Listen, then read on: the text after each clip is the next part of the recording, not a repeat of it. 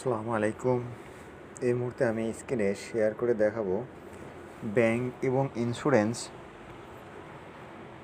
এটা যে সরকারের একটা আর্থিক প্রতিষ্ঠান, এটা কোনো এমএলএম বা মানিগ্যান কোম্পানি নয়, এটা কোনো ডেস্ট্রি নয়, এটা এভিলি নয়, এটা কোনো ই কমার্স সাইট নয়, যেটা খুব সহজেই মনে করেন নিবন্ধন নেওয়া যায় এবং 2-4-6 মাস ব্যাপক আকারে কাজ করে এ দেশ থেকে মনে করেন যে কিছু লুটপাট করে চলে যাওয়া যায়।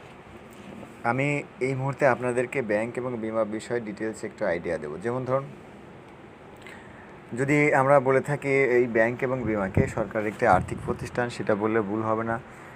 আবার এটাকে এভাবে বলা যায় যে ব্যাংক এবং বিমা হচ্ছে একটা দেশের কিডনি। এছাড়াও এভাবে বলা যায় একটা ব্যাংক এবং বিমা হচ্ছে অর্থনৈতিক মূল মেরুদণ্ড। এছাড়া যদি এটাকে অন্য ভাষায় বলে থাকি যে যদি কারো সোনার যেরকম রাজহাঁস থাকলে সোনার ডিম অবশ্যই পারবে। তো ধরুন, সরকারের হচ্ছে ব্যাংক একটা সোনার রাজহাঁস এবং ইন্স্যুরেন্স একটা সোনার রাজহাঁস, আর এই দুটো রাজহাঁসই মনে করেন সোনার ডিম পারে। যাই হোক, এখন আমরা এই ব্যাংক এবং বিমার বিষয়ে ডিটেলস একটা আলোচনাতে যাব। যেমন ধরুন, আমি যদি বলে থাকি যে বাংলাদেশে টোটালি ব্যাংকের সংখ্যা আছে হলো 61টা, যার মধ্যে 6টা হলো সরকারি, আর বাকি 6টার মধ্যে 10টা আছে ইসলামিক ব্যাংক এবং বিদেশি ব্যাংক আছে সহ আমাদের দেশের টোটালি ব্যাংকের সংখ্যা হচ্ছে 61টা ব্যাংক। আচ্ছা, এই 61টা ব্যাংককে যিনি পরিচালনা করেন সেটা হচ্ছে বাংলাদেশ ব্যাংক। এবার আসি, সেমভাবে বাংলাদেশে ইন্স্যুরেন্সের সংখ্যা হচ্ছে 82টা। এই 82টা ইন্স্যুরেন্সকে আবার দুটি ভাগে ভাগ করা হয় এর সাথে, যেমন একটা হলো লাইফ ইন্স্যুরেন্স আর একটা non life insurance. Non life insurance totally আমাদের দেশে হচ্ছে 46টা, এবং এই 46টা নন লাইফ ইন্স্যুরেন্সের মধ্যে একটা আছে হলো সরকারি, যেটা হলো সাধারণ বিমা, আর একটা হচ্ছে জীবন বিমা।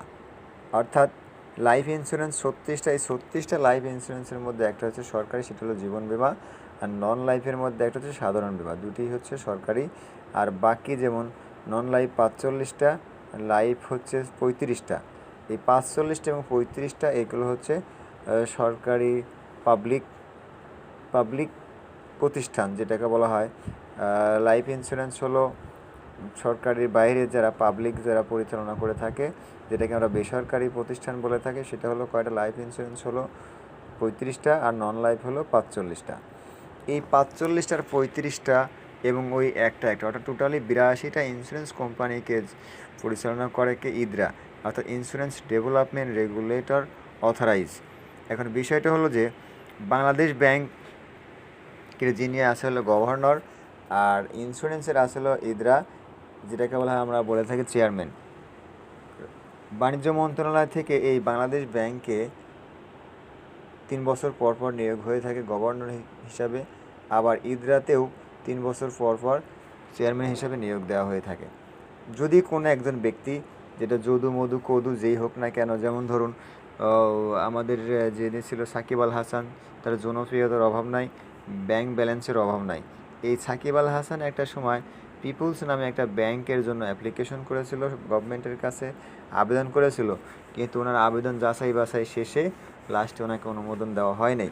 অর্থাৎ কেউ যদি আমাদের দেশে ব্যাংকের জন্য অ্যাপ্লিকেশন দিয়ে থাকে, গভর্নমেন্টের কাছে আবেদন করে থাকে, এরকম শত শত আবেদন জমা হয়ে থাকে, সেইখান থেকে সরকার 10টা করে কি 12টা করে আবেদন যাচাই বাছাই করে এগুলোকে মনে করেন বাণিজ্য মন্ত্রণালয়ে পাঠায়।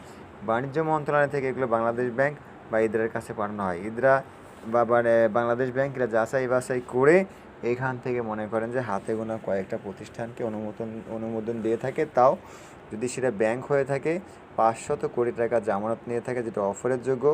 আর যদি ইন্স্যুরেন্স হয়ে থাকে সেটা থেকে 550 কোটি টাকা জামানত নিয়ে থাকে অফারের যোগ্য বাংলাদেশ ব্যাংক। পাশাপাশি 18 কোটি টাকা নিয়ে থাকে ইদরা। সব মিলে এছাড়াও 300 কোটি টাকা তার ফান্ড থাকতে হয়। সব মিলে 868 কোটি টাকা ব্যালেন্স থাকতে হবে একজন ইন্স্যুরেন্সকে, যদি সে এই দেশে লাইসেন্স নিতে চায়। টোটালি খরচ হবে অর্থাৎ হলো 568 কোটি টাকা এবং 300 কোটি টাকা তার ফান্ড থাকতে হবে। যাই হোক, অর্থাৎ যদি কোনো ব্যক্তি আমাদের দেশে ব্যাংক দিতে চায়, নর্মালি আমরা সেটাকে বলি অফারের যোগ্য জামানত দিতে হবে হলো 500 কোটি টাকা। তো পক্ষান্তরে যদি কেউ ইন্স্যুরেন্স দিতে চায় সেখানে তার জামানত দিতে হবে 568 কোটি টাকা। এবার আছেন আমাদের দেশের অধিকাংশ মানুষ আমরা ব্যাংকে বিশ্বাস করি 100%, বাট ইন্স্যুরেন্সের উপর বিশ্বাস 10% বা 20% বললেও চলে। তবে আগের থেকে কিছুটা আপডেট হয়েছে, ডেভেলপ হয়েছে। এবার আসেন ব্যাংকে যদি আপনি কোনো জামানত রাখেন সেটার সিকিউরিটি মাত্র একটা বা তালা একটা, সেটা হলো কি বাংলাদেশ ব্যাংক। অর্থাৎ আপনার জমাকৃত টাকা যদি নর্মালি যে ব্যাংকগুলোতে রাখছেন সেটা যদি দিতে অক্ষম হয়ে থাকে, দেন সেটার ক্ষতিপূরণ দেবে কে? বাংলাদেশ ব্যাংক। পক্ষান্তরে ইন্স্যুরেন্সে জমাকৃত টাকা যদি আমাদের দেশের সোনালী লাইফ হোক আর যে কোনো কোম্পানি হোক অক্ষমতা প্রকাশ করে, দেন আপনার টাকা আপনাকে ব্যাক দেবে কে? বাহরাইন বা দুবাই। নাম্বার টু হলো দুবাই আপনাকে বা বাহরাইন আপনাকে আপনার টাকার সিকিউরিটি দেবে। যদি কোনো কারণে দুবাই বা বাহরাইন আপনার টাকার সিকিউরিটি দিতে না পারে, দেন আপনার টাকা দেবে কে? World bank. তার মানে কি ইন্স্যুরেন্সের সিকিউরিটি হলো 3টা আর ব্যাংকের সিকিউরিটি হলো একটা। এবার আসেন প্রশ্ন হচ্ছে যে সরকার কেন এই ইন্স্যুরেন্সটার উপরে এত জোর দিয়েছে, এত তাগাদা দিয়েছে? বিষয়টা হলো যে কোনো দেশকে উন্নত কান্ট্রি হিসেবে স্বীকৃতি নিতে গেলে জাতিসংঘ থেকে শর্তকৃত কিছু চুক্তি বা আমরা যাই বলি না কেন থাকে। তার মধ্যে যেমন আছে হলো নাম্বার 1 শিক্ষা খাত। শিক্ষা খাতে আমাদের ঘাটতি রয়েছে 7%, যেটা অটো পাস দিয়েও 2025 সালের মধ্যে ফিল আপ করা সম্ভব। এবং 2 নম্বরে যে ঘাটতিটা রয়েছে সেটা বিমা খাত। বিমা খাতে আমাদের ঘাটতি রয়েছে এখনও 70%। এই 70% বিমা খাতের ঘাটতিটা অটো পাস দিয়ে কখনো সম্ভব না।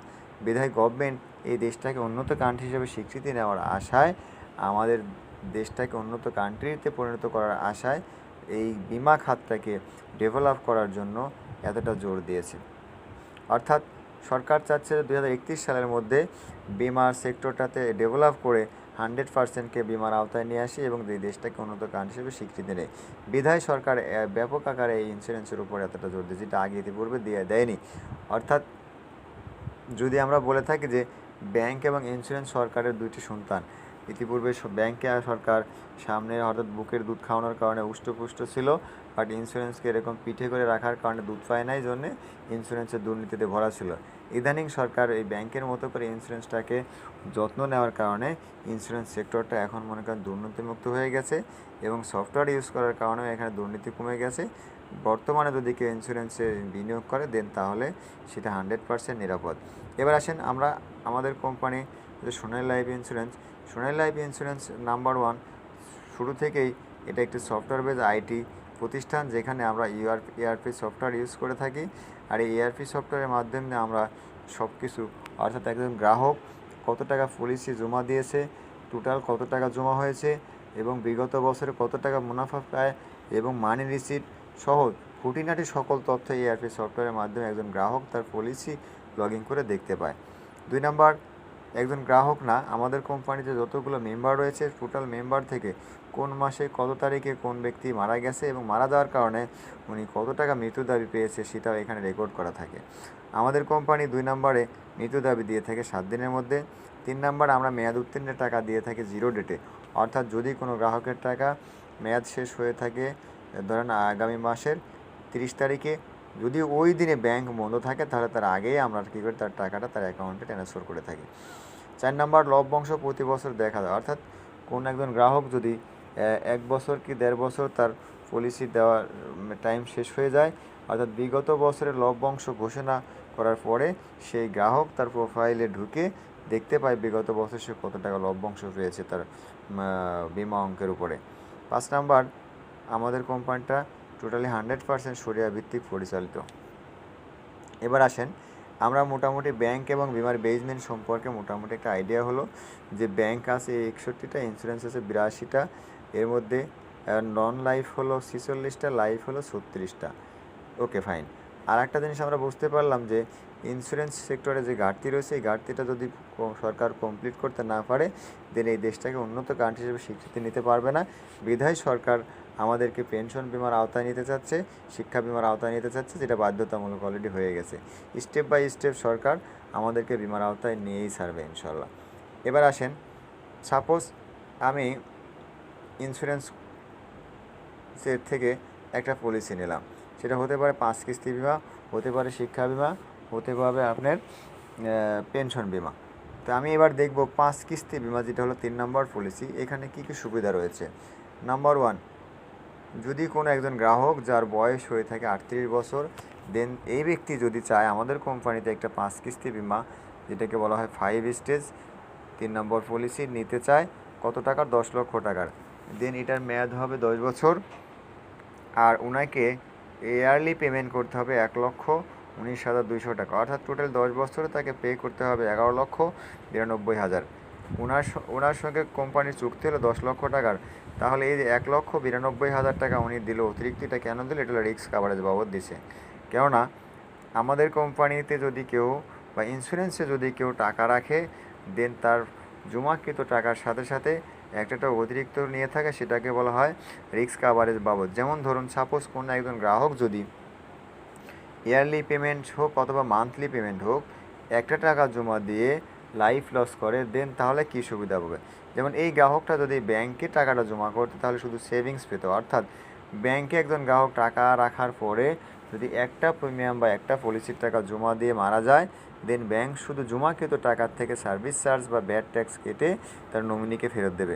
পক্ষান্তরে যদি কোনো একজন ব্যক্তি ইন্স্যুরেন্সে টাকা রাখার পরে যদি একটা প্রিমিয়াম বা দুটো প্রিমিয়াম দিয়ে লাইফ লস করে, দেন সেটা থেকে দুটো জিনিস পাবে। একটা হলো নাম্বার 1 সেভিংস পাবে, 2 নাম্বার হলো রিস্ক কাভারেজের সুবিধা পাবে। অর্থাৎ যদি সে একটা বা দুটো প্রিমিয়াম দেওয়ার পরে লাইফ লস করে, দেন তার নমিনিকে 7 দিনের মধ্যে হয়তো মূল বিমা চুক্তি যেটা 10 লক্ষ টাকা, এই 10 লক্ষ টাকাই দিয়ে দেওয়া হবে, যেটা ব্যাংক দেয় না। এবার আসেন, সেম এইভাবে যদি কোনো গ্রাহক প্রত্যেকটা বছর 1,19,200 টাকা রাখে, যার বয়স 38 বছর, দেন তাহলে কী কী সুবিধা পাবে? যেমন না, আফটার 2 ইয়ার্স, অর্থাৎ 2 বছর পরে এই গ্রাহকের চুক্তিকৃত 10 লক্ষ টাকার আন্ডারে তাকে 10% বোনাস আকারে রিটার্ন দেওয়া হবে। সেটা কত টাকা? 1 লক্ষ টাকা। সেকেন্ড 2 বছর পরে, অর্থাৎ 4 বছর পরে এই 10 লক্ষ টাকা থেকে তাকে 15% বোনাস আকারে রিটার্ন দেওয়া হবে, অর্থাৎ 1.5 লক্ষ টাকা। এবার তৃতীয় স্টেপে 6 বছর পরে এই 10 লক্ষ টাকা থেকে তাকে বোনাস আকারে রিটার্ন দেওয়া হবে 20%, অর্থাৎ 2 লক্ষ টাকা। চতুর্থ স্টেপে, অর্থাৎ 8 বছর পরে এই গ্রাহককে 10 লক্ষ টাকার আন্ডারে তাকে রিটার্ন দেওয়া হবে বোনাস আকারে 25%, অর্থাৎ 2.5 লক্ষ টাকা। এরপর পঞ্চম স্টেপে, অর্থাৎ 10 বছর শেষে এই 10 লক্ষ টাকা থেকে তাকে 30% বোনাস আকারে ব্যাক দেওয়া হবে, রিটার্ন দেওয়া হবে 3 লক্ষ টাকা। টোটালি 5টা স্টেপে একজন গ্রাহককে বোনাস আকারে রিটার্ন দেওয়া হয়ে থাকে 10 লক্ষ টাকার বিমাতে 10 লক্ষ টাকা, এবং মেয়াদ শেষে আবারও তাকে দেওয়া হবে একত্রে 6 থেকে 7 লক্ষ টাকা প্লাস মাইনাস। কেননা এই টাকাটা সম্পর্কে আমাদের কোনো ধারণা নেই, প্রত্যেকটা বছরে কত টাকা লভ্যাংশ পায় সেটা গ্রাহক তার নিজের প্রোফাইলে গিয়ে নিজেই দেখতে পারবে। ঠিক সেম সিস্টেমে 10 বছরে যত টাকা সে প্রফিট পাবে সেটা একসঙ্গে আবার মেয়াদ শেষে পাবে। ওকে, আসেন এবার আমরা দেখি, যদি কোনো পলিসি হোল্ডার একটি পলিসি দিয়ে লাইফ লস করে অথবা কর্মক্ষম হয়ে পড়ে, সোনালী লাইফ ইন্স্যুরেন্স তার নমিনিকে 7 দিনের মধ্যে 5 লক্ষ টাকা দেবে, অথবা বিমা অঙ্ক যদি 10 লক্ষ টাকা হয় 10 লক্ষ টাকা দেবে, বিমা অঙ্ক যদি 20 লাখ টাকা হয় তাহলে 20 লক্ষ টাকাই দেবে।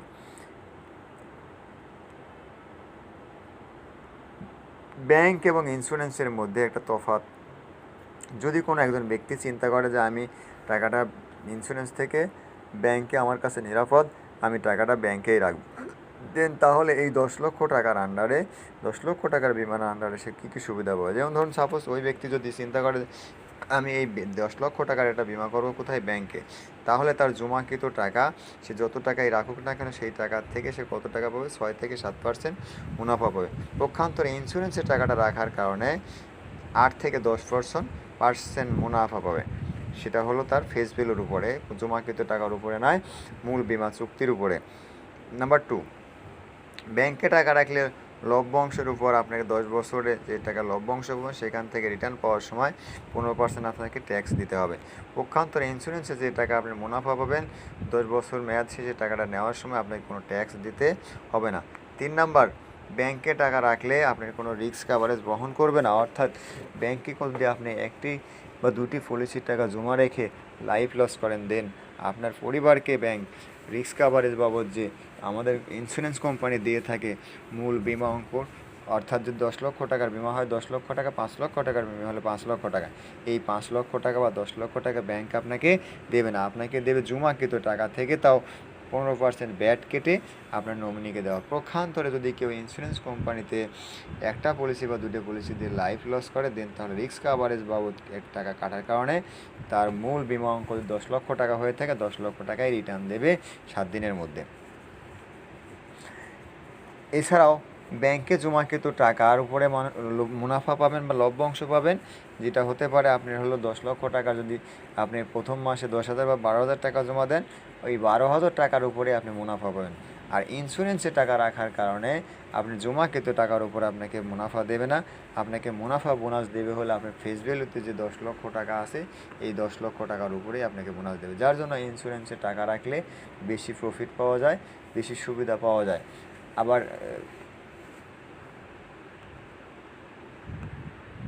ওয়ারেন্টি গ্যারান্টির ক্ষেত্রে বর্তমানে ব্যাংক বিভিন্ন সময় বিভিন্ন কারণে দেউলিয়া হয়ে যাচ্ছে, যেমন ধরুন ব্যাংকে টাকা রাখার কারণে ব্যাংকে যে লিকুইড মানি রাখা হয়, অথবা মনে করেন যে ব্যাংকে আপনার টাকাগুলো থেকে যে টাকাটা আমরা ব্যাংকে জমা করি এই টাকা থেকেই ব্যাংক কী করে বিভিন্ন ধরনের প্রতিষ্ঠান, যেমন ধরেন হতে পারে সালমান এফের, বেক্সিমকো ফ্যাশন হোক, স্কোয়ার হোক, বড় বড় প্রতিষ্ঠানকে মনে করেন যে হাজার হাজার কোটি টাকা ঋণ দিয়ে থাকে। এই ঋণ দেওয়ার কারণে ব্যাংক মনে করেন যদি ওই ঋণের টাকা ব্যাক নিতে না পারে, অনেক সময় ব্যাংক অর্থ সংকটে ভোগে, একটা সময় ব্যাংক দেউলিয়া হওয়ার সম্ভাবনা থাকে। পক্ষান্তরে ইন্স্যুরেন্সে টাকা রাখার কারণে ইন্স্যুরেন্স কখনো এইভাবে কাউকে ঋণ দেয় না, যার জন্য ইন্স্যুরেন্স কখনো দেউলিয়াও হয় না। ইন্স্যুরেন্সের হিস্টোরি যদি আপনার ডিটেলস জানতে চান তাহলে গুগলে সার্চ দিয়ে দেখতে পারবেন বাংলাদেশে এক একটা কোম্পানি কত বছরে এই দেশে ব্যবসা করে যাচ্ছে আজও পর্যন্ত। সেই স্বাধীনতার সময় থেকে, যেমন মেটলাইফ 1952 সাল থেকে বিজনেস করে যাচ্ছে আমাদের দেশে, আজও পর্যন্ত মেটলাইফ দেউলিয়াও হয় নাই।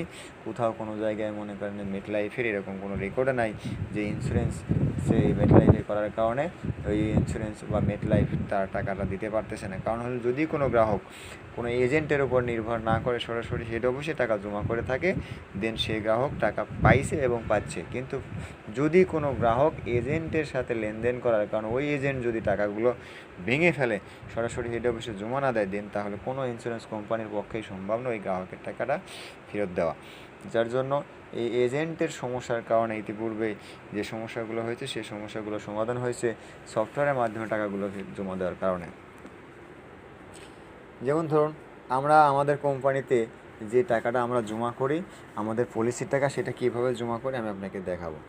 ধরুন সাপোজ আমার একটা পলিসি আছে, আমি একটা শিক্ষা বিমা রয়ে গেছে, ওকে আমি লগ ইন করলাম, লগ ইন করার পরে বিল পেতে যাব, বিল পেতে যাওয়ার পরে যে ইন্স্যুরেন্স সিলেক্ট করব, ইন্স্যুরেন্স সিলেক্ট করার পরে সোনালী লাইফ ইন্স্যুরেন্স, যতগুলো লাইফ ইন্স্যুরেন্সের সবগুলো যে সিরিয়ালভাবে আসছে, তো আমি কী করবো, সোনালীতে একটা পলিসি আছে আমার, সেটার টাকাটা দেবো।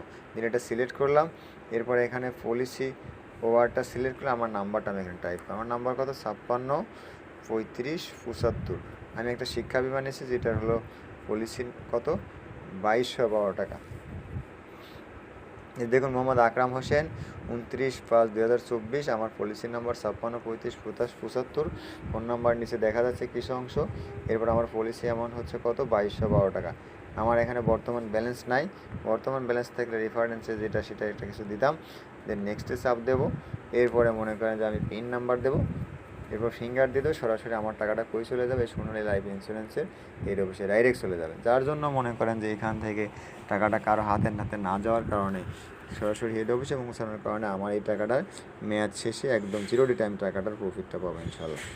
এবার আসুন আমরা দেখব সোনালী লাইফ ইন্স্যুরেন্সে একজন এজেন্ট হিসাবে কাজ করলে মাসে 1 লাখ টাকার উপর ইনকাম করা সম্ভব। সেটা কীভাবে, এই বিষয়ে আমি এখন আপনাদের সামনে আলোচনা তুলে ধরবো। ধরুন যদি কোনো বেতন ব্যক্তি সোনালী লাইফ ইন্স্যুরেন্সের যে কোনো ইন্স্যুরেন্স কোম্পানিতে এফএ হিসাবে বা এজেন্ট হিসাবে নিয়োগ পেতে চায়, তাহলে তার জন্য গভর্নমেন্টের দেওয়া 5টি শর্ত রয়েছে। যেমন তার মধ্যে নাম্বার 1 শর্ত হচ্ছে এসএসসি পাস হতে হবে, নাম্বার 2 18 বছর প্লাস বয়স হতে হবে, নাম্বার 3 1510 টাকা লাইসেন্স ফি লাগবে, নাম্বার 4 72 ঘন্টা ট্রেনিং করতে হবে, নাম্বার 5 পার্সোনাল একটা পলিসি নিতে হবে।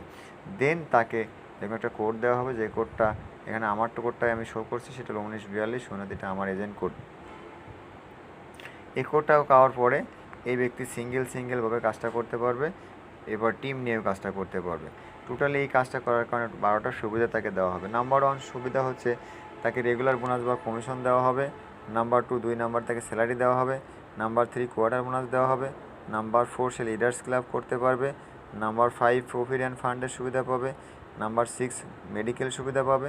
নাম্বার 7 গ্রুপ ইন্স্যুরেন্সের সুবিধা পাবে। আর বাকি 5টা অটো, যেমন এখান থেকে গাড়ি, বাড়ি এবং এক্সিকিউটিভ বডি পর্যন্ত হওয়া যায়। সাপোজ ধরুন আপনি এখানে এফএ হিসাবে নিয়োগ নিয়েছেন এবং 10 বছরের জন্য একটা কী করেছেন, ডিপিএস করেছেন। Okay fine. আপনি যেরকম এখানে এফএ হিসাবে নিয়োগ নিয়ে আপনি চাইলে এখানে অন্য কাউকে এফএ হিসাবে নিয়োগ দিতে পারবেন এবং কারো এজেন্ট কোড হোক অথবা পলিসি হোক, যে কোনো একজন ব্যক্তিকে আপনি চাইলে এখানে একটা ডিপিএস চালু করে দিতে পারবেন। ধরুন কোনো একজন ব্যক্তি আপনার মাধ্যমে 5,000 টাকা প্রত্যেক মাসে মাসে সোনালী লাইফ ইন্স্যুরেন্সে জমা করে যাচ্ছে। দেন এই 5,000 টাকা থেকে আপনি প্রথম অর্থাৎ ফার্স্ট ইয়ারে আপনি যতবার ওই ব্যক্তি 5,000 টাকা জমা দেবে, অর্থাৎ 1 বছর যদি প্রত্যেক মাসে মাসে উনি টাকাটা জমা দিয়ে থাকে, দেন প্রত্যেকবার আপনি পাবেন 22% কমিশন। সেকেন্ড বছর যখন উনি টাকাটা জমা করবে, দেন তখন এইখান থেকে আপনি পাবেন 10% কমিশন। থার্ড বছর যখন উনি টাকাটা জমা দেবে, তখন থেকে পাবেন 5%। এইভাবে ম্যাচ শেষ হওয়া পর্যন্ত আপনাকে এই টাকার থেকে 5% কমিশন দেওয়া হবে। সাপোজ কোম্পানি বলতেছে যদি আপনি 2 নাম্বার অর্থাৎ স্যালারি এবং রেগুলার বোনাস, যেটাকে আমরা কমিশন বলে থাকি, এই দুটো নিতে চান, তাহলে সিস্টেম হলো কমিশন স্যালারি টোটাল। অর্থাৎ আপনি যদি 20,000 টাকা আপনার মাধ্যম দিয়ে সেল করে দেন, দেন আপনাকে কমিশন দেওয়া হবে 20,000 টাকার 22%, 4400 টাকা, প্লাস স্যালারি দেওয়া হবে সাথে সাথে 5,000, অর্থাৎ সব মিলে আপনাকে দেওয়া হবে 9,000 টাকা। কোনো একজন এজেন্ট যদি 20,000 টাকা সেল করে দেয়, 5,000 টাকা স্যালারি পাবে, 4,400 টাকা পাবে কমিশন, সব মিলে পাবে 9,000। এবার আসেন নতুন পুরাতন মিলে যদি আপনার টিমে আপনার মাধ্যমে সেল হয় 50,000, দেন সেটার 22% কমিশন পাবেন 11,000 টাকা, স্যালারি পাবেন 8,000 টাকা, সব মিলে আপনাকে দেওয়া হবে 19,000 টাকা। যে মাসে আপনার সেল হবে 50,000 টাকা, ঠিক সেই মাসে আপনি পাবেন কত, 19,000 টাকা। এরপরে যদি আপনার মাধ্যমে সেল হয় 1 লক্ষ টাকা, সেটার 22% কমিশন পাবেন 22,000, স্যালারি পাবেন 12,000, সব মিলে আপনাকে দেওয়া হবে 34,000 টাকা। আপনার মাধ্যমে যদি সেল হয় 1.5 লাখ, অথবা আপনার মাধ্যমে যদি সেল হয় 2 লাখ, 1.5 লক্ষ টাকা সেল হলে সেটার 22% কমিশন পাবেন 33,000 টাকা, স্যালারি পাবেন 15,000 টাকা, সব মিলে পাবেন হলো 48,000 টাকা যদি আপনার মাধ্যমে 1.5 লক্ষ টাকা সেল হয়। যদি আপনি 2 লক্ষ টাকা সেল করে দিতে পারেন, দেন আপনাকে কমিশন দেওয়া হবে সেটার 22%, 44,000 টাকা, স্যালারি দেওয়া হবে 20,000 টাকা, সব মিলে আপনাকে এই 2 লক্ষ টাকা সেল করার কারণে 64,000 টাকা কমিশন স্যালারি মিলে দেওয়া হবে। এতক্ষণ পর্যন্ত আমরা যে আলোচনাটা করলাম, এটা হলো রেগুলার বোনাস এবং স্যালারি। এবার আমরা জানবো কোয়ার্টার বোনাসটা কী। কোয়ার্টার বোনাস পাওয়ার জন্য শর্ত হলো যে কোনো 3 মাস, জানুয়ারি থেকে মার্চ, অথবা এপ্রিল থেকে জুন, অথবা জুলাই থেকে সেপ্টেম্বর, অথবা অক্টোবর থেকে ডিসেম্বর, যে কোনো 3 মাসে যদি আপনার সেল থাকে 1,20,000 টাকা থেকে শুরু করে 1,80,000, দেন অতিরিক্ত কোয়ার্টার বোনাস হিসাবে আপনাকে দেওয়া হবে 9,000 টাকা। এবার আসেন, যদি কোনো 3 মাসে আপনার সেল থাকে 1,80,001 টাকা থেকে শুরু করে 3 লাখ, দেন আপনাকে অতিরিক্ত কোয়ার্টার বোনাস হিসাবে দেওয়া হবে 12,000 টাকা। সেম যদি আপনার কোনো 3 মাসে সেল থাকে 3 লাখ প্লাস, অর্থাৎ 3,01,000 টাকা থেকে শুরু করে 5 লাখ টাকা পর্যন্ত যদি আপনার সেল হয়, দেন অতিরিক্ত কোয়ার্টার বোনাস হিসেবে পাবেন 18,750 টাকা। 50 টাকা লেখা হয় না। এভাবে করে যদি 5 লক্ষ প্লাস আপনার সেল থাকে কোনো 3 মাসে, দেন আপনাকে কোয়ার্টার বোনাস হিসেবে অতিরিক্ত দেওয়া হবে 30,000 টাকা। তার মানে আমরা এই পর্যন্ত জানলাম যে কোয়ার্টার বোনাসটা প্রতি 3 মাস অন্তর অন্তর দিয়ে থাকে। যে কোনো 3 মাসে এই শর্তের মধ্যে যদি আপনার সেল থাকে, দেন অতিরিক্ত কোয়ার্টার বোনাস হিসাবে এর মধ্যে আপনি পাবেন। এবার আমরা জানবো কোয়ার্টার বোনাস লিডার্স ক্লাবটা কি। লিডার্স ক্লাবের জন্য শর্ত হলো যদি কোনো একজন এজেন্ট জানুয়ারি থেকে ডিসেম্বরের মধ্যে টোটালি 60টা পলিসি এবং 6 লক্ষ টাকা সেল করে দেয়, দেন তাকে নগদ দেওয়া হবে 15,000 টাকা এবং তার পরিবারকে পিকনিক করানো হবে 3 দিনের জন্য কক্সবাজারে কোম্পানি নিজ খরচে। যদি কোনো একজন গ্রাহক লিডার্স ক্লাব করায়, লিডার্স ক্লাব করার পরে আরও বাকি 2টি সুবিধা সে পাবে অটো, যেমন নাম্বার 2 পাবে হলো সে মেডিকেল সুবিধা, অর্থাৎ এই 60টা পলিসি এবং 6 লক্ষ টাকা সেল করার কারণে ওই এজেন্টকে প্রত্যেকটা বছর 2.5 লক্ষ টাকা চিকিৎসা বাবদ বরাদ্দ করা থাকবে তার জন্য। এই 2.5 লক্ষ টাকা থেকে যে কোনো সময় যে কোনো চিকিৎসার জন্য সে ব্যয় করতে পারবে প্রত্যেক বছরে। নাম্বার 3-তে সে সুবিধা পাবে গ্রুপ ইন্স্যুরেন্সের সুবিধা, অর্থাৎ 60টা পলিসি এবং 6 লক্ষ টাকা সেল করা থাকলে যদি ওই এজেন্ট এর পরে নর্মালি আল্লাহ এই দুনিয়া থেকে তাকে বিদায় নিয়ে যায়, দেন তাহলে তার পরিবারকে দেওয়া হবে 10 লক্ষ টাকা। যদি এই এজেন্টটা অ্যাক্সিডেন্ট করে চলে যায় দুনিয়া থেকে, দেন তাহলে তার পরিবারকে দেওয়া হয় 20 লক্ষ টাকা। অর্থাৎ লিডার্স ক্লাব করার পরে টোটালি সুবিধা হলো 3টা। একটা হলো কোম্পানি তাকে 3 দিনের জন্য পিকনিক করাবে, প্লাস হলো 15,000 টাকা ক্যাশ দেবে। নাম্বার 2 হলো তাকে সে মেডিকেল সুবিধা পাবে, যার জন্য তার নামে প্রত্যেকটা বছর 2.5 লক্ষ টাকা বাজেট থাকবে। নাম্বার 3 হচ্ছে গ্রুপ ইন্স্যুরেন্সের সুবিধা পাবে, সেটা হলো মৃত্যু বা মারা যাওয়ার পরে যদি নর্মালি মারা যায় এবং অ্যাক্সিডেন্টে মারা যায় তাহলে 10 লক্ষ অথবা 20 লক্ষ টাকা পাবে। এবার আসেন প্রভিডেন্ট ফান্ডটা, যেটা আমি আলোচনার থেকে সেরে গেছি, এটা কেমনে কি। প্রভিডেন্ট ফান্ডের জন্য শর্ত হলে যদি কোনো গ্রাহকের আইডির বয়স হয়ে থাকে 1 বছর, দেন 13তম মাস থেকে তার প্রভিডেন্ট ফান্ড শুরু হয়। সাপোজ ধরুন যদি কেউ গভর্নমেন্টের চাকরি করে, তাহলে প্রভিডেন্ট ফান্ডের জন্য গভর্নমেন্ট তার থেকে 5% কাটবে আর 5% তাকে যোগ করে দেবে, টোটালি দেবে হয়তো কত 10%, যেটাই ম্যাচ শেষে হয় 20-30 লক্ষ টাকা। আমাদের কোম্পানিতেও সেম 13তম মাসে গিয়ে তার প্রভিডেন্ট ফান্ড কাটবে, তার কমিশন থেকে 5% কাটবে এবং কোম্পানি ওই 5%-এর সঙ্গে আরও 10% যোগ করে দেবে, টোটালি কোম্পানি দেওয়ার সময় দেবে 15%, যার জন্য এখান থেকেও সে 10 বছর শেষে 20-30 লক্ষ টাকা ফান্ড সুবিধা পাবে। ওকে, ফাইন। এতক্ষণ আমরা সিঙ্গেল কাজটা করার সুবিধা জানলাম। এখন আমরা জানবো টিম নিয়ে যদি কাজটা কেউ করে তাহলে কী কী সুবিধা পাবে। টিম হচ্ছে এমন একটা জিনিস যেখানে একত্রবদ্ধভাবে কাজটা করা হয়, অর্থাৎ বলা হচ্ছে যদি কোনো একজন ব্যক্তি খুব দ্রুত যেতে চায় তাহলে সে তাকে একা চলতে হবে, আর যদি সে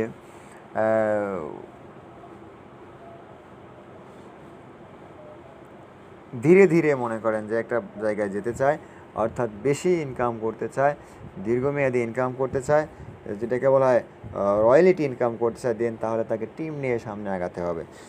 আচ্ছা, এবার আসেন টিমের জন্য সুবিধা কী। ধরেন আমি একজন এজেন্ট হিসাবে এখানে নিয়োগ নিলাম, নিয়োগ নেওয়ার পরে আপনার এখানে আমি একাধিক লোককে নিয়োগ দিতে পারবো এজেন্ট হিসাবে। দেন এই এজেন্টগুলোর থেকে যদি মিনিমাম 10 জন এজেন্ট যে কিনা প্রত্যেকটা মাসে 1 লক্ষ টাকা করে সেল করে, দেন তাহলে আপনার টিমে সেল হয় কত 10 লক্ষ টাকা। অর্থাৎ একজন এজেন্ট প্রথমে এফএ হিসাবে নিয়োগ হয়, দেন তারপরে সে ইউনিট ম্যানেজার হতে পারে, এরপরে ব্রাঞ্চ ম্যানেজার হতে পারে, এরপরে অ্যাসিস্ট্যান্ট সেলস ম্যানেজার হতে পারবে, সেলস ম্যানেজার হতে পারে, এইভাবে টোটালি 9টা বিষয় অ্যাচিভ করতে পারবে। একজন এজেন্ট যখন পার্সোনালি 5 জনকে স্যালারিতে নিয়ে আসতে হবে, অর্থাৎ কোনো একজন এজেন্ট যদি তার টিমের 10 জন বা 20 জন এজেন্ট থেকে 5 জনকে ওই স্যালারিতে নিয়ে আসতে পারে, যারা মিনিমাম সেল থাকে তাদের 20,000 করে, এবং 60টা পলিসি এবং 6 লক্ষ টাকা সেল হয়, অর্থাৎ কোনো একজন এজেন্টের নিচে যদি 5 জন স্যালারি হোল্ডার থাকে এবং তার ওই লিডার্স ক্লাবটা করা থাকে, অর্থাৎ 60টা পলিসি এবং 6 লক্ষ টাকা সেল করা থাকে। 3 নম্বর হলো যে 12 মাস তার স্যালারি থাকে, দেন তাহলে তাকে প্রমোশন দিয়ে বানানো হয় ইউনিট ম্যানেজার। আর ইউনিট ম্যানেজার হওয়ার কারণে সে 19.6% কমিশন পাবে, অর্থাৎ টিম সেল করছে টোটালি 10 লক্ষ টাকা। এই 10 লক্ষ টাকা সেল করার কারণে টিমের প্রত্যেকে 22% হিসেবে 2,40,000 নেবে, আর ইউনিট ম্যানেজার হওয়ার কারণে কমিশন পাবে ওইখান থেকে ওই 10 লক্ষ টাকার থেকে 6.6%, অর্থাৎ 66,000 টাকা। স্যালারি পাবে 12%, অর্থাৎ 1,20,000 টাকা। কোয়ার্টার বোনাস পাবে 3.5%, অর্থাৎ 35,000 টাকা। মোবাইল বিল পাবে হচ্ছে 1%, অর্থাৎ 6,660 টাকা। টোটালি একজন ইউনিট ম্যানেজার তার টিমের থেকে যদি 10 লক্ষ টাকা সেল হয়, সেখান থেকে salary, quarter bonus, commission, mobile bill সব মিলে পাবে 2,21,660 টাকা। পক্ষান্তরে যদি 20 লক্ষ টাকা সেল হয়, দেন তার ডাবল হবে। যদি তার টিমে সেলে 5 লক্ষ টাকা, তাহলে এটার অর্ধেক হবে। আশা করি বোঝাতে পারছি। অর্থাৎ একজন ইউনিট ম্যানেজার তার টিমের থেকে টোটালি কমিশন পায় অ্যাভারেজে প্রায় 20%-এর মতো। এবার আসেন যে 5 জন ব্যক্তিকে নিয়ে সে ইউনিট ম্যানেজার হয়েছে, অর্থাৎ এই 5 জন ব্যক্তি স্যালারি করার কারণে সে হয়েছে ইউনিট ম্যানেজার। দেন এই 5 জন ব্যক্তিকে যদি সে আবার ইউনিট ম্যানেজার বানাতে পারে, দেন তখন সে হবে ব্রাঞ্চ ম্যানেজার। অর্থাৎ ব্রাঞ্চ ম্যানেজার হওয়ার জন্য মিনিমাম শর্ত হলো 5 জন ইউনিট ম্যানেজার থাকতে হবে, যাদের সেল হতে পারে 10 লক্ষ টাকা করে, যাদের সেল হতে পারে 7 লাখ, সেল হতে পারে 5 লাখ। অর্থাৎ এক্সাম্পল স্বরূপ যদি 5টা ইউনিট ম্যানেজার যাদের এক একজনের সেল থাকে 10 লক্ষ টাকা, তাহলে তার টিমে সেল হয় কত 50 লাখ। আর এই 50 লক্ষ টাকা সেল হলে ব্রাঞ্চ ম্যানেজার এক কমিশন পায় 15%, অর্থাৎ 50 লাখ টাকা সেলের 15% হয় হলো 7.5 লাখ টাকা। অর্থাৎ একজন ব্রাঞ্চ ম্যানেজার ইনকাম করবে 7.5 লাখ টাকা যদি তার টিমের সেল থাকে 50 লাখ। যদি তার টিমের সেল থাকে 1 কোটি, দেন তাহলে তার ইনকাম হবে 15 লক্ষ টাকা। এবার আসুন, সোনালী থেকে যে একজন ব্রাঞ্চ ম্যানেজার 10 লক্ষ টাকার উপরে ইনকাম করে, সেটা কি আদৌ সম্ভব কিনা সে বিষয়ে আমি আপনাদেরকে আইডিয়া দেব। এছাড়াও একজন এজেন্ট নিয়োগ পাওয়ার জন্য যে শর্ত রয়েছে, সরকার নির্ধারিত যে মনে করেন যে যোগ্যতা রয়েছে, সেটা আসলে আদৌ সত্য কিনা সেটা আমি আপনাদেরকে এই মুহূর্তে দেখাবো।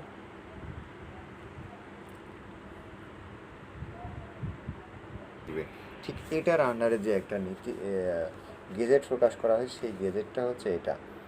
দেখুন এখানে উল্লেখ করা হয়েছে নিজস্ব প্রতিবেদন বিমা এজেন্ট নিয়োগ, অর্থাৎ এটা হলো 2021 সালের এই গ্যাজেটে উল্লেখ করা হয়েছে যে নতুন এই প্রবিধানমালায় স্থায়ী ও অস্থায়ী ভিত্তিতে বিমা এজেন্ট নিয়োগের বিধান করা হয়েছে। এজেন্ট লাইসেন্সের মেয়াদ নির্ধারণ করা হয়েছে 3 বছর, আর মেয়াদ শেষে 30 দিনের মধ্যেই বিধি অনুসারে লাইসেন্স নবায়নের জন্য আবেদন করতে হবে বা বলা হয়েছে। তবে ছাড়পত্র ছাড়া নিয়োগ পাবেন না অপর কোনো কোম্পানিতে। অর্থাৎ কোনো একজন এজেন্ট যদি কোথাও কোনো একটা কোম্পানিতে নিয়োগ হয়, ওই ব্যক্তি যদি অন্য কোনো কোম্পানিতে আবার কাজ করতে চায়, দেন তাহলে ছাড়পত্র ছাড়া, অর্থাৎ পূর্বের কোম্পানি থেকে ছাড়পত্র না দেওয়া পর্যন্ত অন্য কোনো কোম্পানিতে সে নিয়োগ পাবেন না। আর এইখানে সব কিছু উল্লেখ করা আছে যে কত টাকা মনে করেন তার ফি দিতে হবে, এবং কী কী যোগ্যতা লাগবে, কী ট্রেনিং করতে হবে, কত ঘন্টা, ডিটেলস এই গ্যাজেটের মধ্যে প্রকাশ করা হয়েছে। এবং ন্যূনতম শিক্ষাগত যোগ্যতা, অর্থাৎ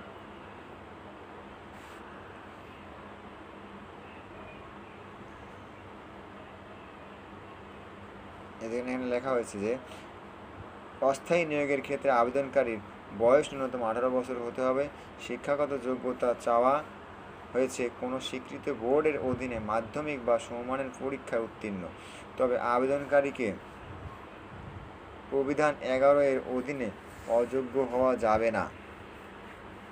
তার মানে হলো যে, অর্থাৎ এখানে যে একটা এই 2021-এর একটা নীতিমালা রয়েছে, সেই নীতিমালার বাইরে সে নিবন্ধন করতে পারবে না। এই যে প্রবিধান 11 এর অধীনে অযোগ্য হওয়া যাবে না। যাই হোক, এবারে যে 72 ঘন্টা প্রশিক্ষণ গ্রহণ করতে হবে, এই গ্যাজেটের মধ্যেই বাকি তথ্যগুলো উল্লেখ করা হয়েছে। কারণ এই গ্যাজেটটা বেশ কয়েকটা পেজে প্রকাশ করা হয়েছে, তার এইটা একটা অংশ। যাই হোক, এরপরে আমরা যেটা দেখব সেটা হলো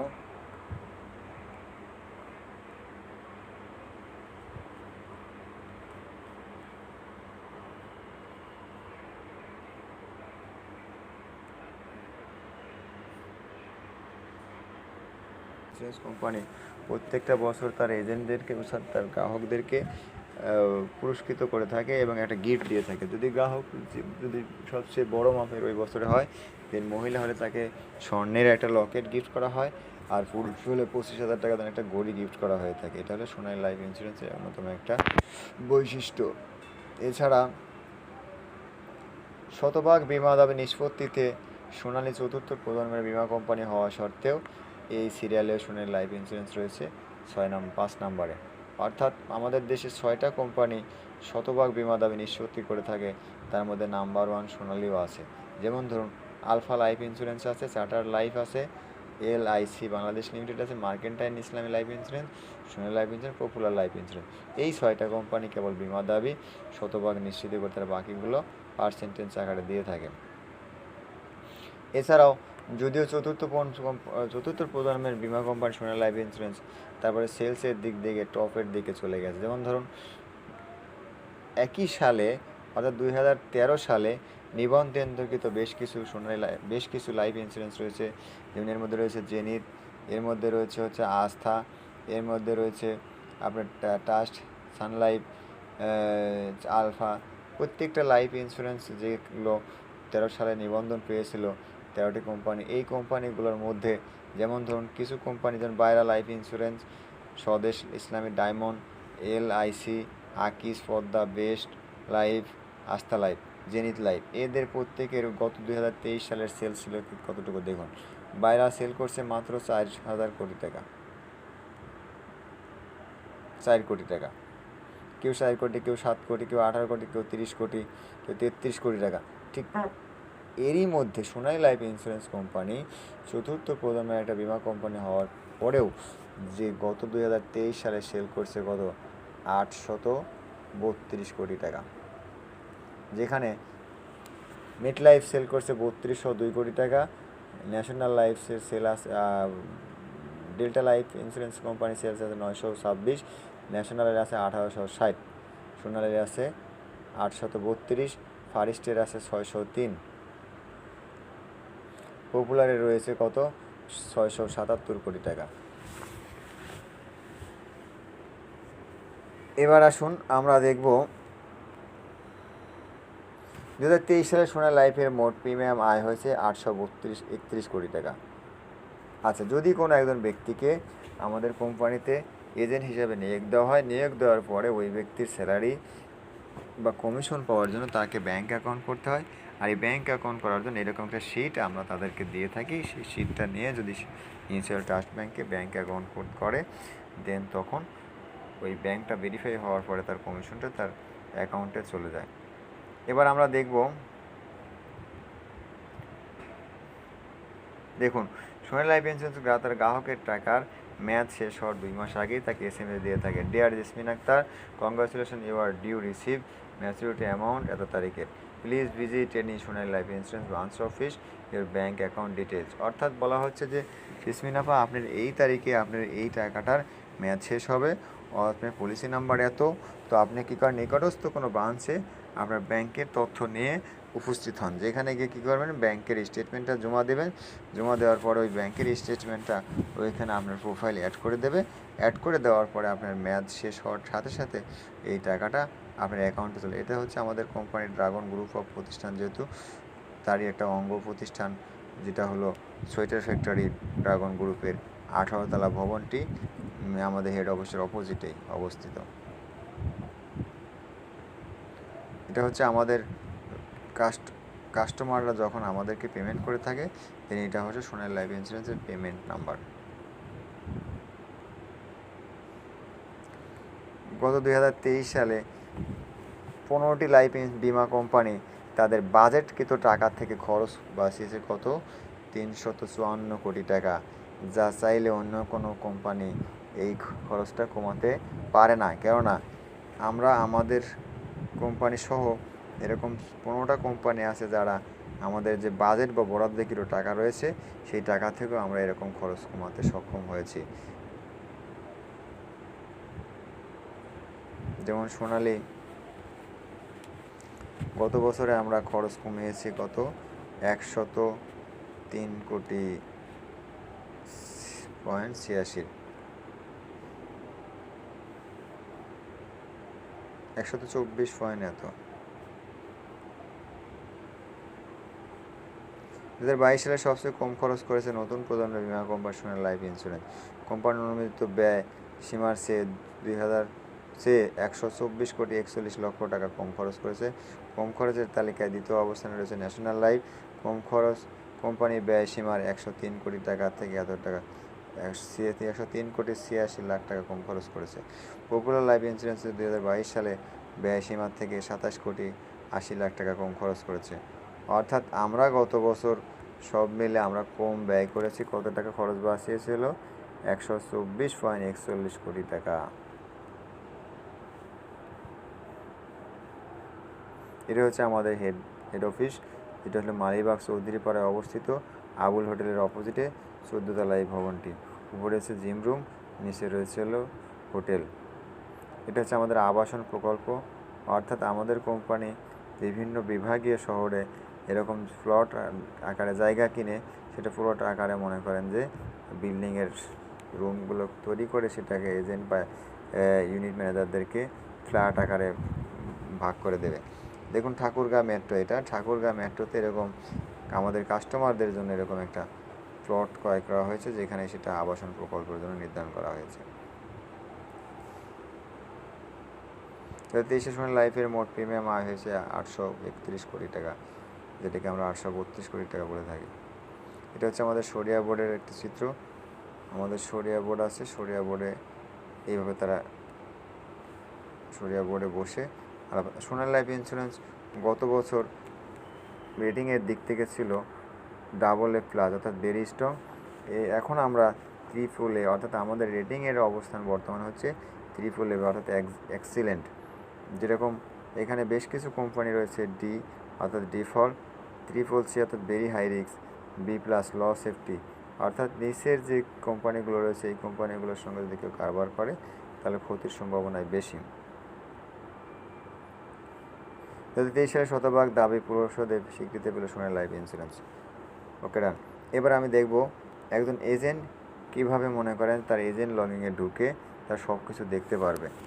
যেমন ধরুন আমি এখানে 2023 সালে একটি পলিসি স্টার্টের মাধ্যম দিয়ে আমি এখানে বিজনেসটা শুরু করেছি। আমি আমার এজেন্ট লগিংয়ে ঢুকবো। এজেন্ট লগিংয়ে ঢুকে আমি দেখাবো আমি কত সেল করছি, কত কমিশন পেয়েছি। শুরুতেই দেখাবো আমার আইডির বয়সটা কত। দেখুন এই যে আমার আইডির বয়স হচ্ছে কত, 1 বছর 1 মাস। অর্থাৎ আমি বলেছি যে 13তম মাস থেকে, দেখুন আমার ব্যাংক ইনফরমেশন, এটা আমি মিউচুয়াল ট্রাস্ট ব্যাংকে অ্যাকাউন্ট করেছি। আমার এই 13তম মাস হওয়ার কারণে আমার এখানে প্রভিডেন্ট ফান্ড দেখা যায়। যেমন আমি এই যে মাসটা যাচ্ছে, গত মাসে আমি ফান্ড পেয়েছি কত, 1430 টাকা।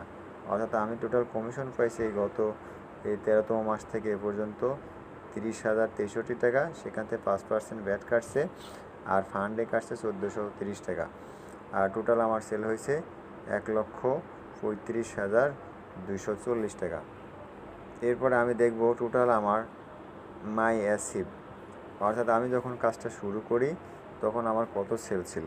2023 সালে আমি প্রথম কাজটা শুরু করেছিলাম মে মাসে আমার সেল ছিল 5,829। তারপরে কত, জুনে 22,000, জুলাইয়ে 20,000, আগস্টে 27,000 সামথিং, সেপ্টেম্বরে 23,000 সামথিং, অক্টোবরে 1,03,000 সামথিং, নভেম্বরে 50,400 সামথিং, ডিসেম্বরে 26,600 সামথিং। অর্থাৎ অক্টোবর, নভেম্বর, ডিসেম্বর এই 3 মাস মিলে আমি একটা কোয়ার্টার বোনাস পেয়েছিলাম 12,000 টাকা।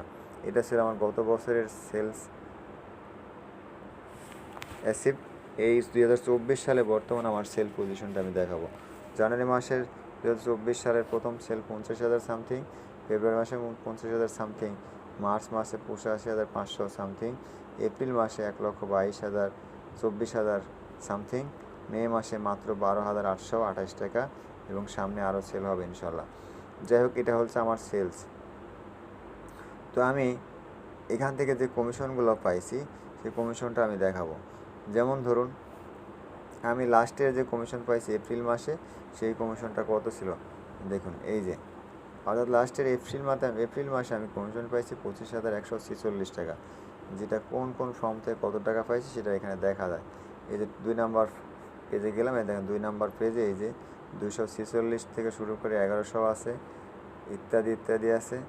আবার একটা ফর্ম থেকে 13,611 টাকাও কমিশন পাইছি, 700 পাইছি, ইত্যাদি ইত্যাদি।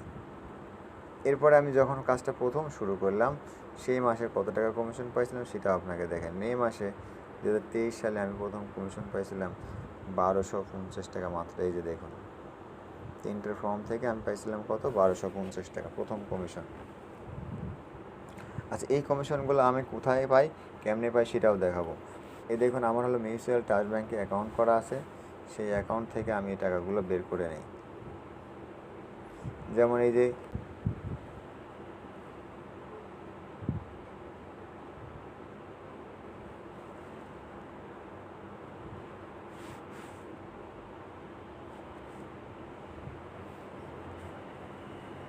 দেখুন কত, 25,869 টাকা প্রাইস পেয়েছিলাম টোটালি কমিশন।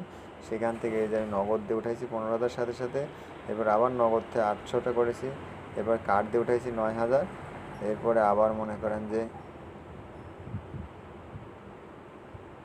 500 টাকা উইথড্র করলাম,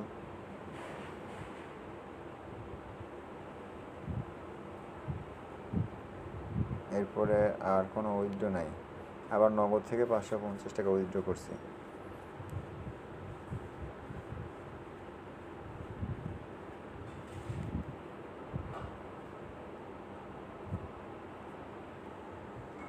25,869। আমি আমার কমিশনটা এখানে আপনাকে দেখাচ্ছি, তাহলে বুঝতে সহজ হবে। 2024 25,500, 25,146 টাকা। আমার ব্যাংকে ঢুকছে কত? 25,869 টাকা।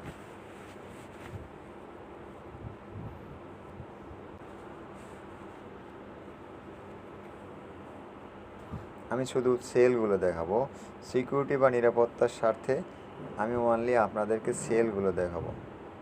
একজন ব্রাঞ্চ ম্যানেজার আমাদের এখান থেকে কত সেল করে, যেমন আমি দেখাবো হলো আমাদের যে ইউনিট ম্যানেজার আছে তার সেল কত ছিল। যেমন ওনার প্রোফাইলটা আমি চেক দিয়ে দেখি 2 বছর 11 মাস তার হচ্ছে জয়েনিং পিরিয়ড। এনার হলো মিউচুয়াল ট্রাস্ট ব্যাংকে অ্যাকাউন্ট করা, অর্থাৎ ওনার এখানে কাজ শুরু করছে হলো 2020 সালে, 2021 সালে মেবি। এই যে 21 সালে আমি লগ ইন করলাম, আর 21 সালে ডিসেম্বর মাসে ওনার কাজটা স্টার্ট করেছে, 2,000 টাকা সেল দেখাচ্ছে। এরপর আমি দেখবো 22 সালে ওনার হিস্টোরিটা।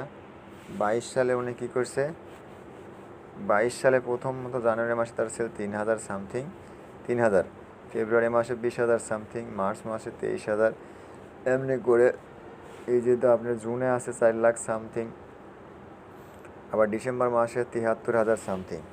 22 সালে এটা। এবার 23 সালে উনি দেখি কী করছে। 22 সালে উনি ইউনিট ম্যানেজার হয়, ডিসেম্বর মাসে গিয়ে ইউনিট ম্যানেজার হওয়ার পর 23 সালে তার সেল 3 লাখ, 4 লাখ, 5 লাখ, এমনি করতে করতে এখন তার সেল হয় হচ্ছে লাখ লাখ। 23 সালের পরে উনি 24 সালের সেলটা দেখি। 24 সালে গিয়ে ওনার সেল হলো, দেখুন এই যে 5 লাখ, 5 লাখ, 5 লাখ, 5 লাখ, অর্থাৎ 5 লাখের নিচে আর কোনো সেল 24 সালে নাই। এটা হলো একজন ইউনিট ম্যানেজার যিনি 1 বছরে কাজ করে এখান থেকে ইউনিট ম্যানেজার। ওনারও প্রভিডেন্ট ফান্ড আছে, ওনার প্রভিডেন্ট ফান্ডটা একটু চেক দিই। দেখুন ওনার প্রভিডেন্ট ফান্ড শুরু হয়েছে 2022 সাল থেকে। যেমন ওনার ফান্ডে টোটাল এখন আছে কত, 3,006, অর্থাৎ 36,345 টাকা। এটা হলো একজন ইউনিট ম্যানেজারের ফান্ড। আমি এবার দেখবো আমাদের ব্রাঞ্চ ম্যানেজারের সেলটা দেখব। এজেন্ট লগ ইন করলাম,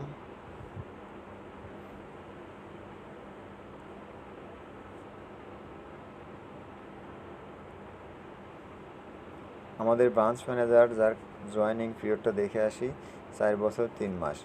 এরপর ওনার সেলগুলো দেখি, অর্থাৎ উনি এখানে কাজটা শুরু করে 2020 সালে করোনা ভাইরাসের সময়। 20 সালে ওনার কী অবস্থান ছিল বিজনেসে সেটা দেখি। এই যে 2020 সাল লগ ইন করলাম, লগ ইন করার পরে দেখুন 20 সালে তার ফেব্রুয়ারি মাসে সেল ছিল 23,000 সামথিং, মার্চ মাসে সেল নাই, এপ্রিলে সেল 1,000, এরপরে আর কোনো সেল নাই। 20 সাল শেষ, 21 সালে উনি বিজনেসটা আবার শুরু করে, যেটা শুরু করার পরে ওনার জানুয়ারি মাসে সেল ছিল কত দেখুন, মাত্র কত, 31,000, আর ডিসেম্বর মাসে সেল হলো কত, 29 লাখ। 21 সাল শেষ, 22 সালে ওনার সেলটা দেখি। 22 সালে ওনার সেল হলো 4,16,000 সামথিং, এবং 22 সালে ওনার লাস্টে অক্টোবর মাসে সেল ছিল কত, 1,93,00,000 সামথিং, নভেম্বর মাসে 2,84,00,000 সামথিং, ডিসেম্বর মাসে 2,50,00,000 সামথিং। অর্থাৎ আমাদের একজন ব্রাঞ্চ ম্যানেজারের 3 মাসের যে সেল মিনিমাম কত টাকা আছে এখানে, প্রায় 7 কোটি টাকার মতো। অথচ কিছু কিছু কোম্পানি আছে যে কোম্পানিগুলোর বয়স 24 বছর হয়ে গেছে, সেই কোম্পানিগুলো সারা বছরের সেলও আমাদের একজন ব্রাঞ্চ ম্যানেজারের সেলের সাথে পারে না। যেমন ধরুন 23 সালের সেলটা আবার একটু দেখি। 23 সালের সেল হলো ওনার এখন কত, 56 লাখ, 55 লাখ, 61 লাখ, এমনি করে সেল আছে ওনার। নিচে ডিসেম্বর মাসে 1 কোটির উপরে সেল আছে। 23 সালের সেল দেখলাম, 24 সালের সেল দেখবো ওনার। 24 সালের সেল কত, 57, 49, 49, 52, প্লাস মে মাসে 1,74,000, 17,40,000, সরি। তার মানে এটা হলো আমাদের ব্রাঞ্চ ম্যানেজারের সেল। এবার ওনারও প্রভিডেন্ট ফান্ড আছে, ওনার প্রভিডেন্ট ফান্ডটা একটু চেক দিয়ে আসি। দেখুন ওনার প্রভিডেন্ট ফান্ড শুরু হয়েছে 21 সালে, বর্তমানে ওনার ফান্ডে আছে কত টাকা, 5,73,613 টাকা। যেখানে আমার ফান্ড কেবলমাত্র 1400 টাকা। যাই হোক, শুরু থেকে শেষ অবধি আমাকে সময় দেওয়ার জন্য অসংখ্য ধন্যবাদ। আশা করি আমাদের কোম্পানি সম্পর্কে মোটামুটি একটা ধারণা আপনাকে দিতে পারছি। আপনি চাইলে আমাদের সাথে কাজটা শুরু করতে পারেন। মিনিমাম 1 বছর শ্রম দিয়ে আপনি এইখান থেকে চাইলে মান্থলি 1 লাখের উপরে ইনকাম করা আপনার পক্ষে সম্ভব। এছাড়াও আমাদের কোম্পানিতে যারা পলিসি নিয়েছে তাদের পলিসির আমি একটা পলিসি আপনাকে লগ ইন করে দেখাবো। দেখুন, এই ভদ্রলোক 2020 সালে তার আমাদের কোম্পানিতে পলিসিতে স্টার্ট করার পরে ওনার বর্তমানে আমি দেখাবো কত টাকা উনি বোনাস আকারে পাইছে কোন কোন বছরে। অর্থাৎ উনি 20 সালে যখন কাজটা শুরু করে, এখন হলো 22, 23, 24 সাল। অর্থাৎ এই দেখেন ওনার বিমা অঙ্কটা হলো কত, 4 লক্ষ টাকার। ওনার বোনাস দেখাচ্ছে 2020 সালে কত, 32,000, 21 সালে 32,800, 22 সালে 33,200। টোটালি ওনার হলো বোনাস দেখাচ্ছে কত, 98,000 টাকা। এইভাবে করে অর্থাৎ একজন গ্রাহক তার প্রোফাইলে ঢুকেই সে টোটালি 10 বছরে কত টাকা বোনাস পাবে সেটাও দেখতে পারবে। আর এই বোনাসটা এবং ওই তার মূল বিমা অঙ্কটা 4 লক্ষ টাকা, এটা সে একসঙ্গে মেয়াদ শেষে পাবে। অর্থাৎ আমি বলেছি সোনালী লাইফ ইন্স্যুরেন্স একটা মাত্র কোম্পানি, যে কোম্পানি তার গ্রাহক তার প্রোফাইলে ঢুকেই প্রত্যেকটা বছর সে কত টাকা লভ্যাংশ পায় সেটা দেখা যায়, যা অন্য কোনো কোম্পানি বা ব্যাংকে ওটা দেখার মতো সিস্টেম নাই। এবার আমরা তার পেমেন্ট হিস্ট্রিটা দেখে নেই, উনি যে পেমেন্টগুলো করে থাকে সেটা কিভাবে করে। অর্থাৎ দেখুন, উনি টাকাটা ইয়ারলি টাকাটা দেয়, প্রত্যেক বছরে উনি টাকা দেয় হলো 43,720 টাকা। এ পর্যন্ত উনি 4টা পেমেন্ট করেছে। 2020 সালে একটা পেমেন্ট করেছে 43,720, 21 সালে কোনো পেমেন্ট করে নাই, ভয় দেখাইছে মানুষ। পরে 22 সালে উনি জরিমানা সহ পেমেন্ট করে, 23 সালে গিয়ে ডাবল পেমেন্ট করে। মানি রিসিপ্টটা আমি এখানে ডাউনলোড দিয়ে দেখাবো। অর্থাৎ 4টা পেমেন্টে যে মানি যে টোটালি কত টাকা সে এখানে জমা করেছে সেটাও এই মানি রিসিপ্ট আমি দেখাতে পারবো। দেখুন, ডাউনলোড দেওয়ার সঙ্গে সঙ্গে ওনার মানি রিসিপ্টটা ওপেন হয়ে গেল। এই যে হচ্ছে ওনার মানি রিসিপ্ট। অর্থাৎ 4টা প্রিমিয়ামের টাকা ওনার টোটালি যোগ হয়েছে কত, 1,80,126 টাকা।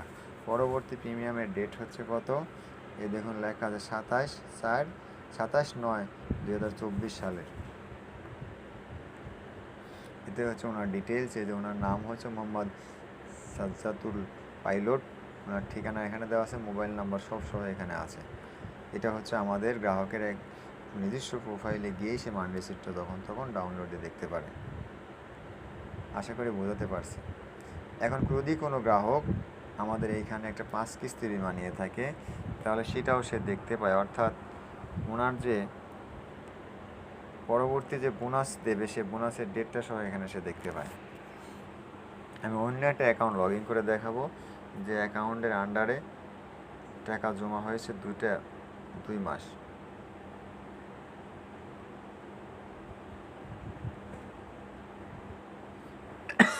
এই গ্রাহকটার 10 লক্ষ টাকার একটা পলিসি করা আছে।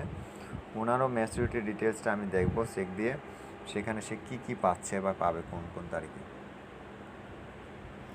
দেখুন, ওনাকে 2025 সালের অর্থাৎ 30/10/2025 সালে একটা বোনাস দেওয়া হবে 1 লক্ষ টাকা। 30/10/2027 সালে একটা বোনাস দেওয়া হবে 1.5 লাখ টাকা। 30/10/2029 সালে বোনাস দেওয়া হবে 2 লাখ। 30/10/2031 সালে বোনাস দেওয়া হবে 2.5 লক্ষ টাকা।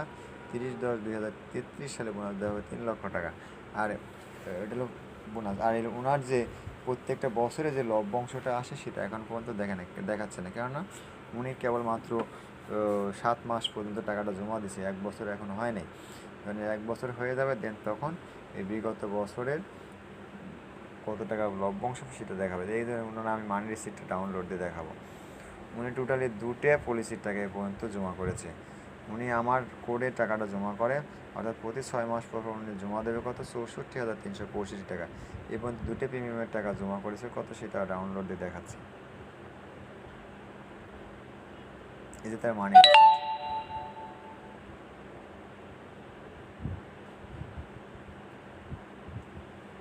এই যে দেখুন, ওনার মানি রিসিপ্টের সঙ্গে ওপেন হয়ে গেল। 2টা প্রিমিয়ামের টাকা ওনার এই পর্যন্ত জমা হয়েছে 1,28,730 টাকা। পরবর্তী প্রিমিয়ামের ডেট হলো 30/10/2024 সালে।